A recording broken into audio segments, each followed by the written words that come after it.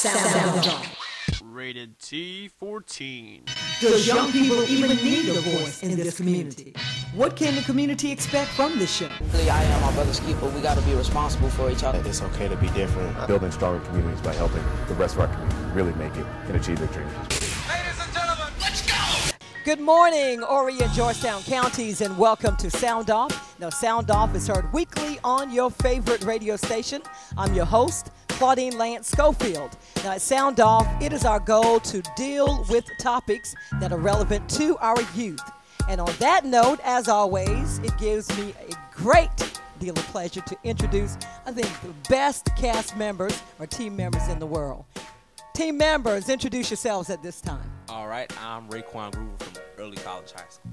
I'm Adrian Knox from Conway Middle School. Good morning, guys. It's Tanisha Jones, HGTC. How y'all doing? This is DeAndre Campbell. I go to Early College High School. Hey, this is Shekinah Brunt, and I go to ATA. And we are very honored to have all the way from Charleston, South Carolina, well, not originally, but Dr. Jackson. And also we have with us Kathy Brown, who is the secretary of the Edward F. Hardy Sickle Cell Foundation.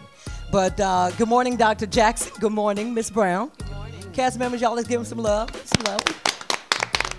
So what we're going to be talking about a pretty serious topic, and a topic that I will confess I really was not that knowledgeable about, and that's sickle cell.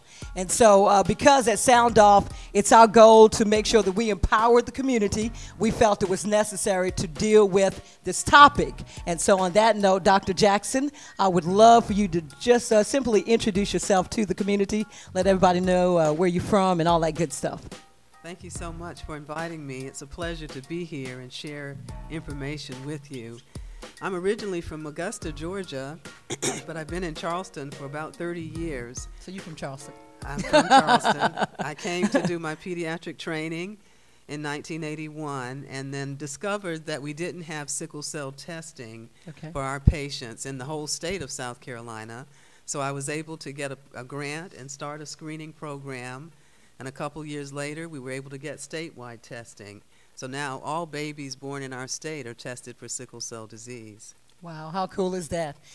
So Dr. Jackson, on that note, I certainly appreciate you telling us a little bit about yourself. But let's just kind of jump into it. What exactly is sickle cell? And before we came on, a lot of the young people were talking about traits. And to be honest with you, I'm not going to assume that people know exactly what that is. So if you would, just tell the public, the community, exactly what sickle cell is and then the trait. Certainly. Sickle cell disease is a condition of the blood cells, the red blood cells in the body. The job of a red blood cell is to carry oxygen, but sickle cells have an abnormal shape. We call it a sickle. They're shaped like a banana or shaped like a crescent moon, and the blood cells have trouble traveling through the blood vessels when the shape is abnormal, and they have trouble delivering oxygen to the tissues. On the other hand, sickle cell trait is a condition. You're born with these conditions, by the way. Mm-hmm. Sickle trait means you only have one gene and you make a small number of sickle cells, but not the majority of your cells are going to be healthy if you have sickle cell trait. In sickle cell disease, the sickle cells are the majority of your blood cells. Almost all the blood cells are going to be abnormal. So this is how we make the distinction. Persons who have trait are not sick. They don't have pain. They don't have any of the symptoms that we talk about or associate with sickle cell disease. Okay. Okay, Ms. Jackson, I don't know if I might have heard you say this or not, but who is affected by this and how can someone get sickle cell? Sickle cell is, you're born with it, so anybody that you know that has sickle disease or sickle trait, they would have inherited the genes from their parents. One sickle gene from the mom and one sickle gene from dad, and that means that they're born with this condition. You'll have it your whole life.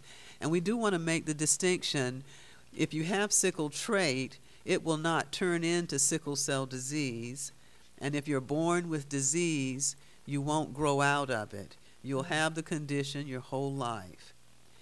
And the persons who are affected by sickle disease, Mostly it's African Americans. In our country, it's African Americans, but it's also anyone that has African heritage. So if you are from Africa, living in Africa right now, any of the African countries, if you are living in South America, even persons who live in the Middle Eastern countries or the Mediterranean countries can have sickle cell disease.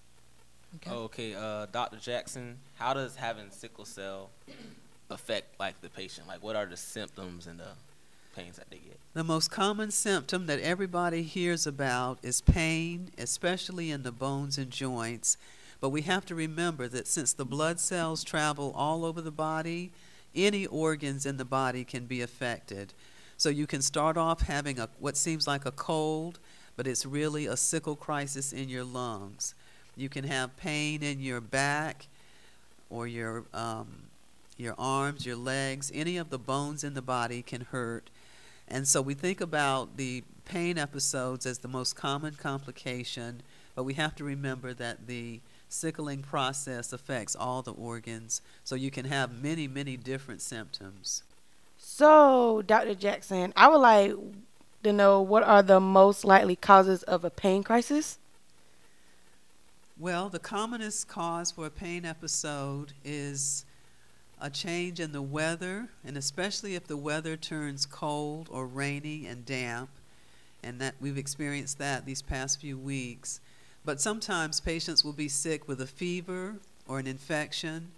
They may have a bad cold. They can have stress if they're worried about school, worried about a test.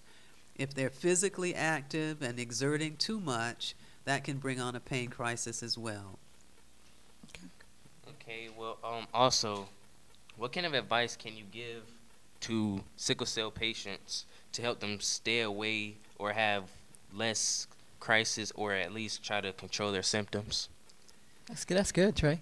We try to help patients manage their pain episodes by taking good care, having the patient take good care of themselves, being careful to get enough rest, being careful to drink enough water, and exercising appropriately, keeping yourself warm, of course, when it's cold, and then keeping yourself cool when the temperatures are really high. We want to avoid being dehydrated or having too little body water, because that can cause the sickle cells to clump together. The other things that we do to try to prevent a pain episode involve taking medications, and there's one particular medicine that you may not have heard of, and this is called hydroxyurea. This is a capsule that you take every day, and it prevents the body from making as many sickle cells as it would if you were not taking the medicine. And this medication has helped a lot of patients with sickle disease have pain-free days and not have as many days in the hospital. We have a very handsome young man, Mr. A.J. Knox, with us, and understand that, A.J., you are living with sickle cell, am I correct? Yes, ma'am.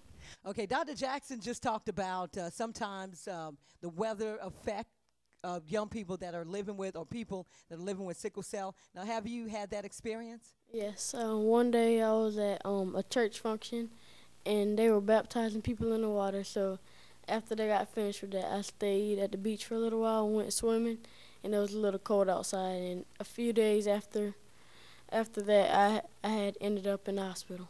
Wow. So it's not immediate, Dr. Jackson. Sometimes the symptoms come like days. Sometimes it takes a few days for the pain to become bad enough that you need to be in the hospital. Okay. That's what happened with AJ. And as his mom, adding a little bit more to his story, actually after he got finished swimming, he came over to me and he said, Mom, I'm not feeling so well. My back is hurting. And that night was a difficult night, and the next day he ended up in the emergency room and in the hospital that same day. Wow. So that's the 2 days that he's talking about. Okay. All right. All right, well, Dr. Jackson, on a different topic, how can sickle cell disease be managed at home, outside of the doctor's office? You just at home chilling with your friends and stuff, you know. How can that be managed? And you do chill, Raekwon. I do. Not even And lying. but you know what, Dr. Jackson, he has the trait. He has trait. Yeah, he has to, so I mean that probably would that affect him as well? It won't if he's affect chilling? him as far as having symptoms. Okay. Having trait just means you have the gene and you could pass that gene on to your children, but you won't be symptomatic in the way of sickle cell patients having painful episodes in the bones or joints. We recommend that the patients learn how to take care of their pain at home. Okay. We want them to increase the fluids that they're drinking, and we want them to take pain medications by mouth. And this usually starts with anything as mild as Tylenol or ibuprofen or Motrin.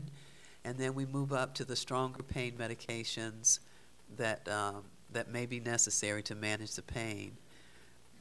Dr. Jackson, I want to know, for people who have sickle cells, do they have to watch what they eat or watch what they drink or anything like that?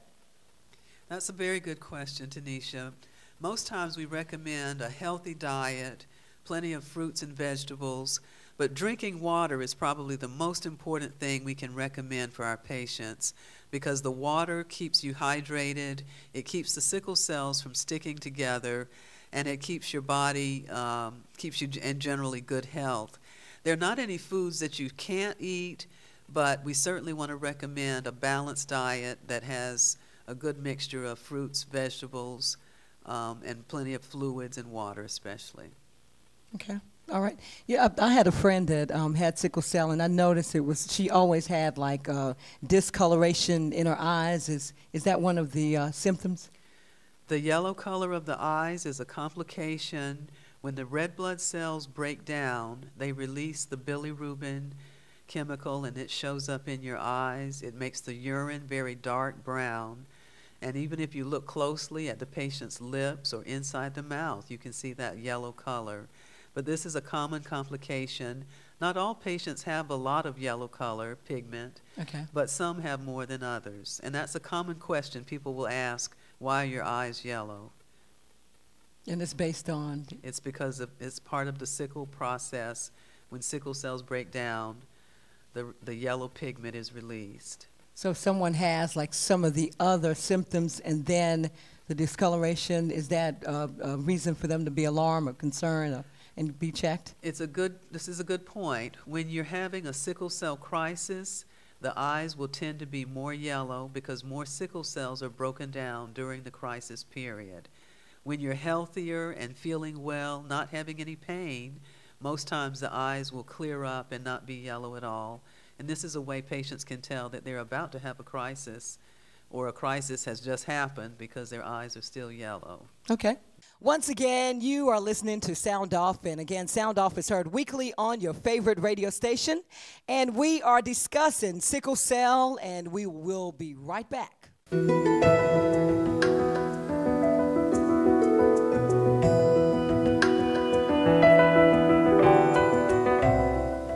When the other kids used to go outside and play, I would try to do that. Then I'd come home and very sick and have to be back in the hospital.